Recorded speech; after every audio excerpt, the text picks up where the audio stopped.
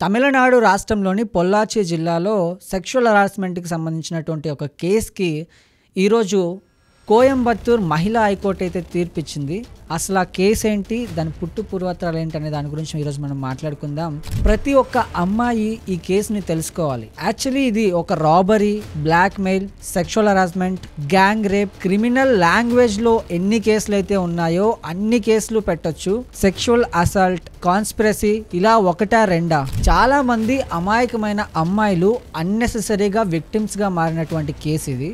ఒక group of boys అమాయకమైన అమ్మాయిల్ని సోషల్ మీడియా ప్లాట్ఫామ్స్లో అంటే ఫేస్బుక్, ఇన్స్టాగ్రామ్, ఇంకా రకరకాల ప్లాట్ఫామ్స్లో వాళ్ళతో చాటింగ్ చేసి బయట కలుద్దామని చెప్పేసి ఫ్రెండ్షిప్ చేసి వాళ్ళ మీద సెక్షువల్ వీడియోస్ తీసి సెక్షువల్ హరాస్మెంట్ చేసి ఇంకా ఏమీ దొరక్కపోతే వాళ్ళ దగ్గర ఉన్న గోల్డ్ని తీసుకొని వాళ్ళని కొట్టి వెళ్ళిపోతారనమాట. ఇది ఆ డిస్ట్రిక్ట్లో ఎప్పటి నుంచో జరుగుతుంది. బట్ ఒక చిన్న కేసు వల్ల ఇదైతే బయటకు వచ్చింది. ఒక 19 years ఉన్నటువంటి అమ్మాయి పోలీస్ స్టేషన్కి వెళ్ళి కేసు పెడితే ఈ మొత్తం భాగోతం బయటపడింది. అసలు ఆ అమ్మాయికి ఏం జరిగిందంటే ఫేస్బుక్లో ఒక అబ్బాయి మెసేజ్ చేశాడు, తర్వాత ఫ్రెండ్షిప్ చేద్దామన్నాడు, ఫోన్ నెంబర్ తీసుకున్నాడు, తర్వాత బయట కలుద్దామని చెప్పి ఆ అమ్మాయి దగ్గరకు వచ్చాడు.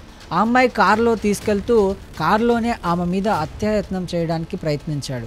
అండ్ అదేవిధంగా ఆమె మీద మానిటరీ సెక్షువల్ బెనిఫిట్స్ ఆశించాడు. ఇలా అని చెప్పి ఆ అమ్మాయి పోలీస్ స్టేషన్లో కేసు పెట్టింది. ఇంకా పోలీసులు ఈ కేసు మీద విచారణ చేస్తే ఆ విచారణలో ఈ గ్యాంగ్ మొత్తం, ఇదొక రాకెట్, ఈ గ్యాంగ్ మొత్తం బయటపడిందనమాట. ఇలా సెక్షువల్ వీడియోస్ తీసుకుంటూ గ్యాంగ్ రేపులకు పాల్పడుతూ అమ్మాయిల నుంచి గోల్డ్ తీసుకుంటూ ఇలా రకరకాల వెధవ పనులు చేసే ఒక బ్యాచ్ అనమాట.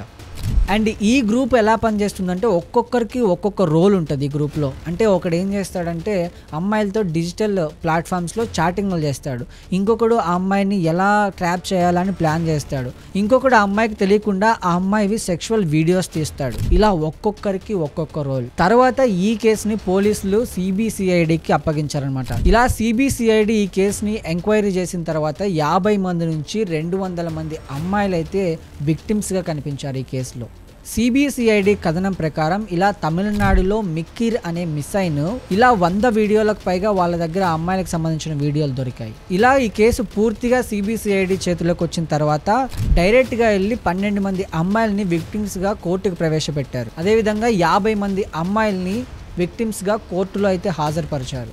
దాదాపుగా 200 డాక్యుమెంట్స్, 400 పిసిన్ ఆఫ్ డిజిటల్ ఎవిడెన్స్ అయితే కలెక్ట్ చేశారనమాట సిబిసిఐడి ఆఫీసర్స్.